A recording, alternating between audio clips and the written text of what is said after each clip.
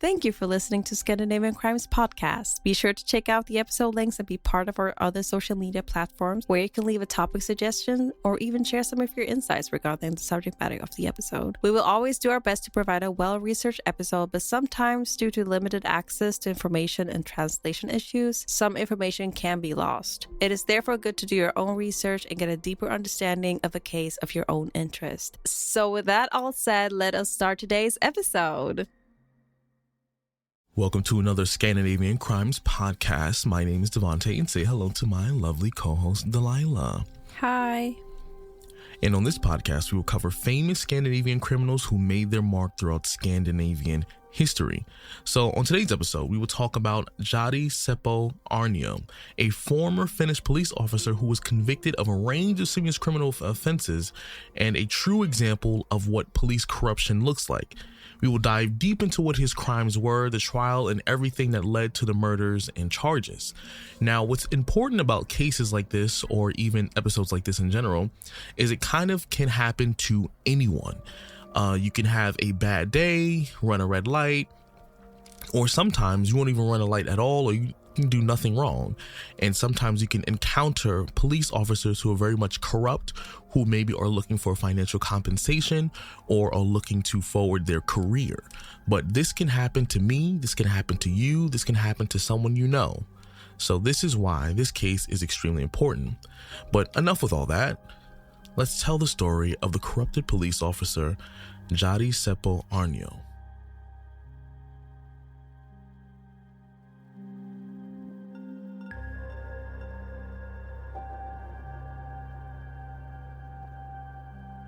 Aarnio was born on August 22nd, 1957 in Helsinki, Finland. He began his career in law enforcement in the 1980s, working as a police officer in Helsinki. In 2004, Aarnio was appointed as the head of the Helsinki Drug Squad, which was responsible for combating drug trafficking in the capital city of Finland. Aarnio was accused of accepting bribes from drug traffickers in exchange for his help in facilitating their operations.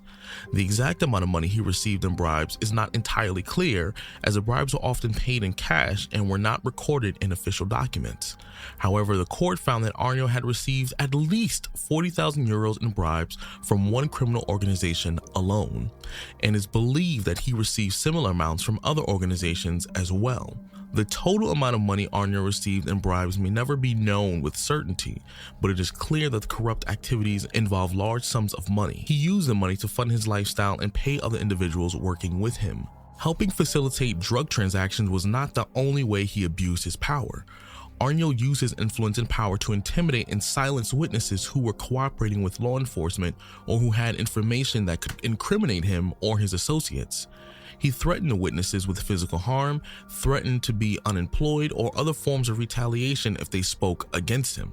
He was also charged with misuse of police resources for his personal gain, including using police vehicles and equipment to carry out illegal activities or to provide services to criminal organizations. One of the biggest miscarriages of justice that Aarnio was accused of participating in was tampering with police evidence and obstructing investigations in order to protect these same criminal organizations.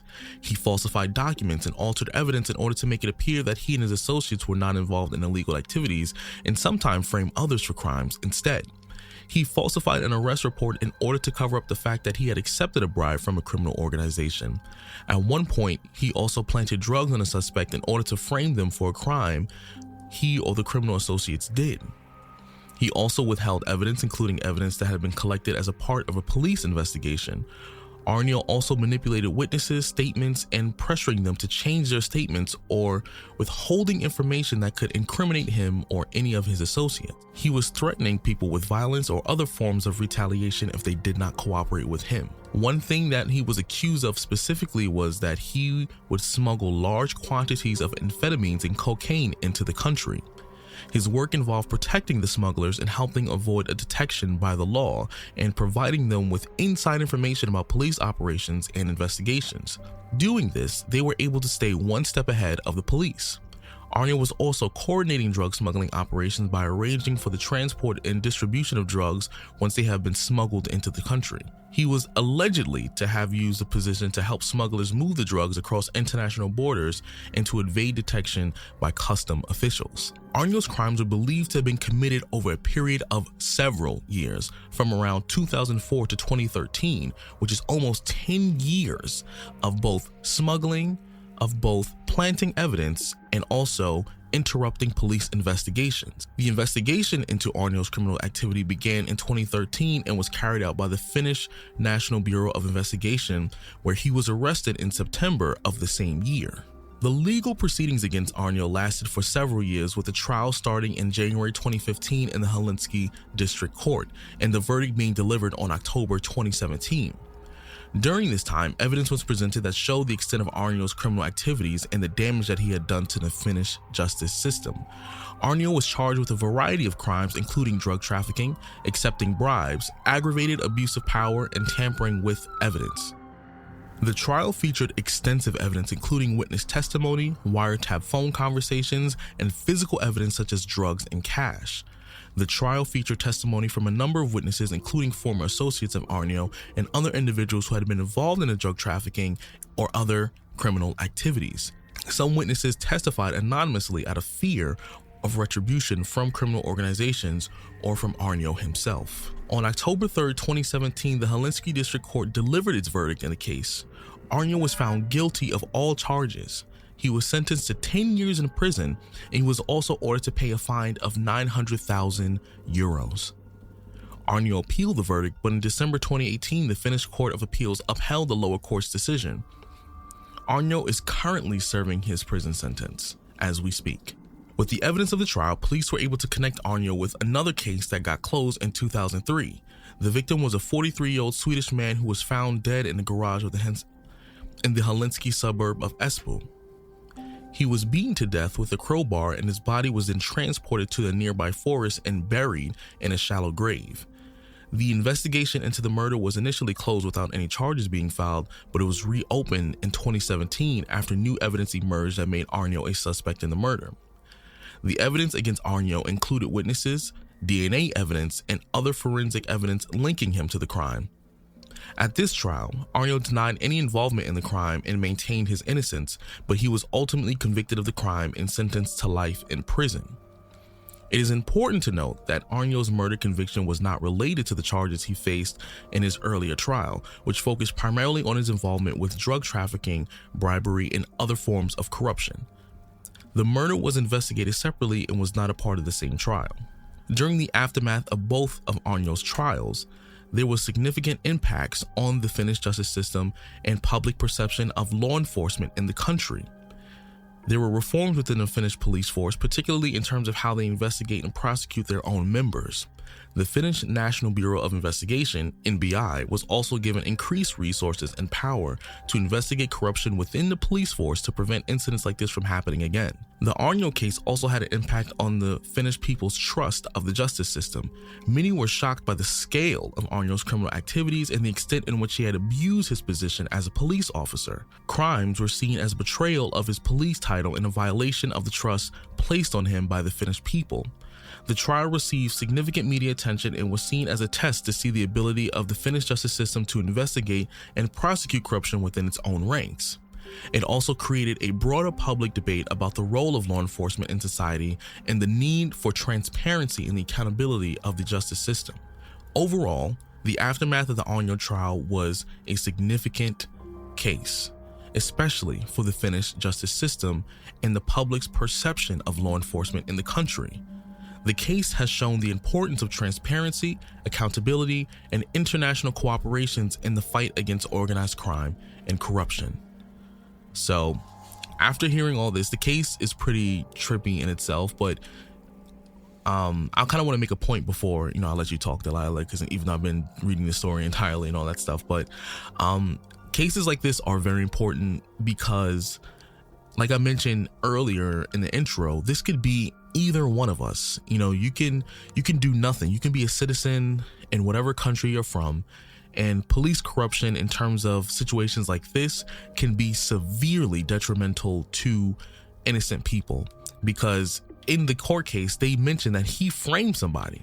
He would plant evidence on people just to make sure he himself did not get caught, as well as if they were getting too close to finding out information about him, like he would basically frame you.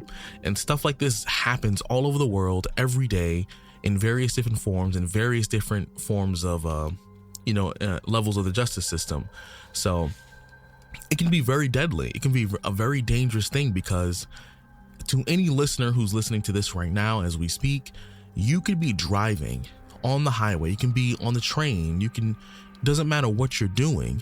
If a corrupt police officer sets its sight on you and they feel like, I need to set this person up to get the heat off me, or whatever their motivation is, this could put you in a situation where you could be behind bars, and because you have no evidence or any way of proving that it wasn't you could end up in trouble.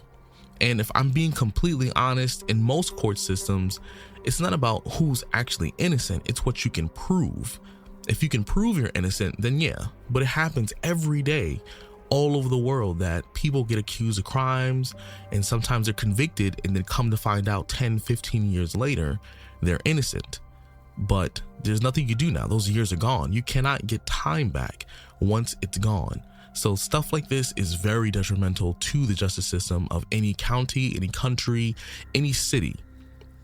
It is important that we hold people like this responsible, because it affects everyone, not just me, not just you, everybody.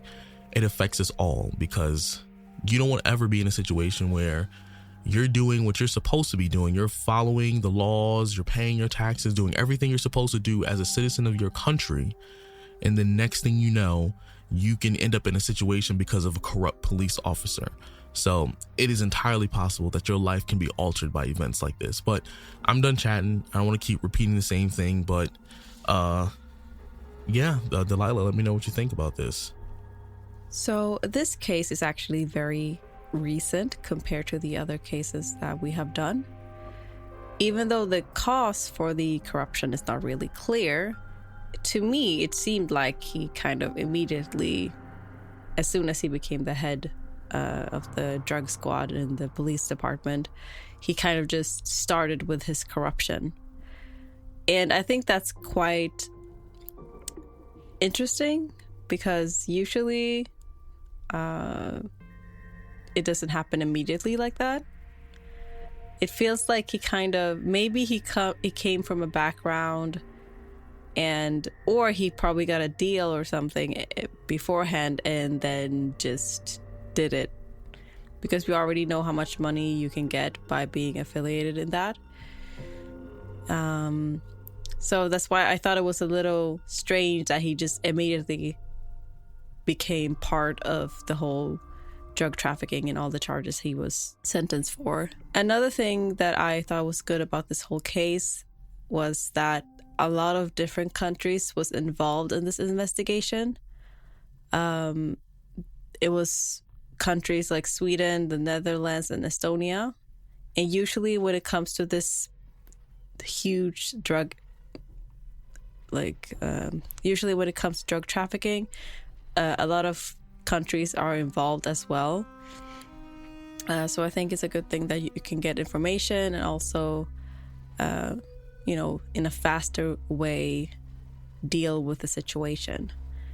And because Aarnio was actually he had a really good influence and was one of the big ones.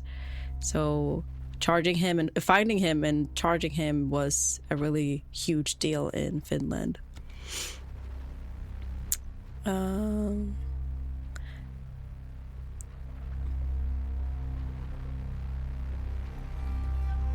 Other things that I also wanted to say, just like things that I thought about as well, was how stupid kind of Aarnio was.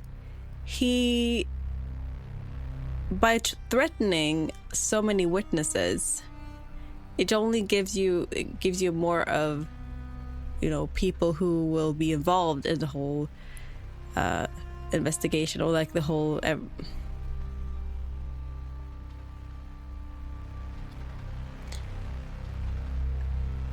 other things that I kind of thought it was weird what Aarnio did, maybe he was discussing this with his other criminal affiliation or organization people that he had contact with to do certain things, but him threatening witnesses was very strange to me, because like I know it's worse to kill, because in that case you will have to kind of hide it some way, but threatening them and having so many to threaten only can result to, you know, eventually getting caught, which happened because he had so many witnesses and people he had threatened. So I just thought he should have been like, I think you have to be smart in a way and not try to minimize as many witnesses as you can. But it felt like he kind of just like threatened so many people because he has so much power and he thought he was like invincible or something. And also him tampering with evidence. I thought it was like, how can one see that? How can somebody see you have been tampering with this?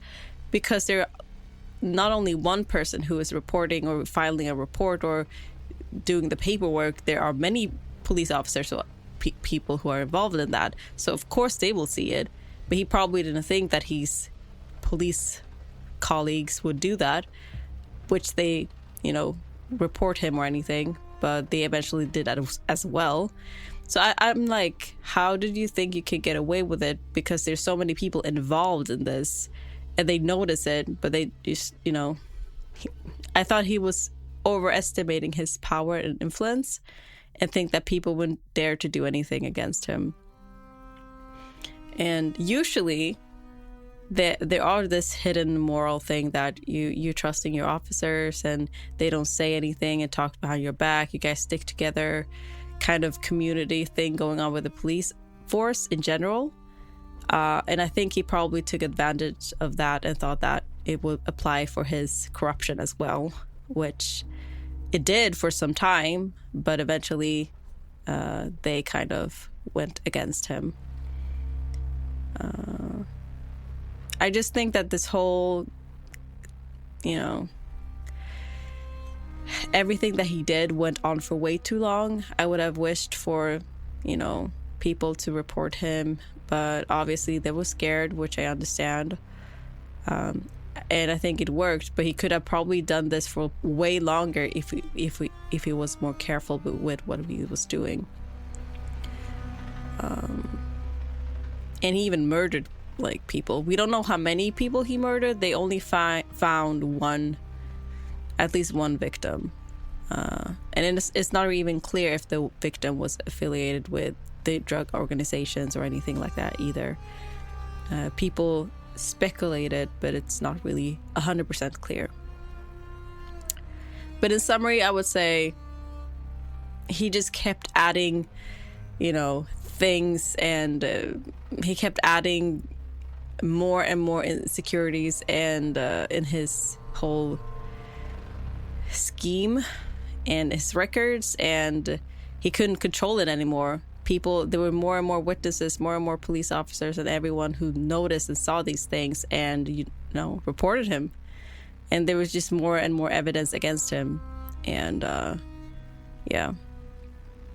So I thought in that kind of way, he was not the smartest one when it came to it, but he was able to do it for a long time. So I guess it, you know, worked a little bit at least.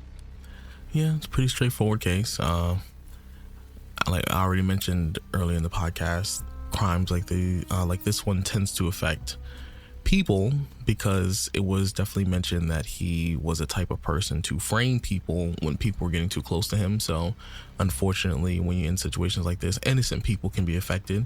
But I already said all that earlier. So I always recommend and tell people just be mindful. Situations like this are unavoidable, but do what you can to, if you're driving, doesn't matter what country you're in, I would say get a dash camera. They're relatively inexpensive. Do what you can to make sure you can collect as much evidence as you can in any situation. Get a home security system, you know, get cameras. We live in the age of technology, especially social media. because situations like this, believe it or not, are still happening in present day. So I know, like I said, it's unavoidable, nothing you can really do, but try to do what you can to protect yourself, not just, physically, but, legally as well, because things like this does happen.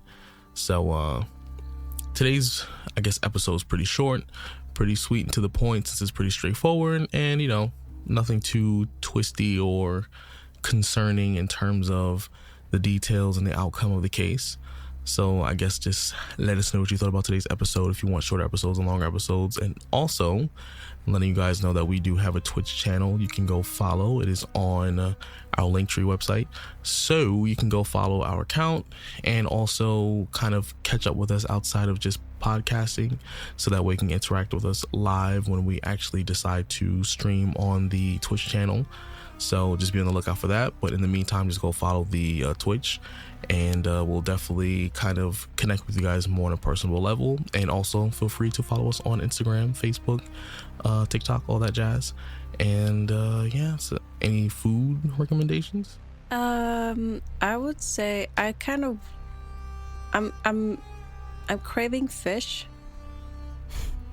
I just don't know which one, but I don't know why, but I like just like get a fish and just put it on top of a bonfire in the nature and have a tent. That's pretty much what I want to do right now. Well, that was oddly specific in terms of how it should have been cooked, but at least I think that scenario is very important as well. Well, I guess for me personally, I'm not particularly craving anything today. I think lately I've had my cravings, so I'm pretty okay. I don't have anything off the top of my mind that I think you should eat. I guess I can stick with something simple: beef patty with cheese, cocoa bread. That's keep it simple. And yeah. So I hope you guys enjoyed today's episode, and be sure to leave reviews as well on Apple, Spotify, all that good stuff, and let the algorithm know on these podcasting platforms that you love us. Okay, thank you. Bye. Bye.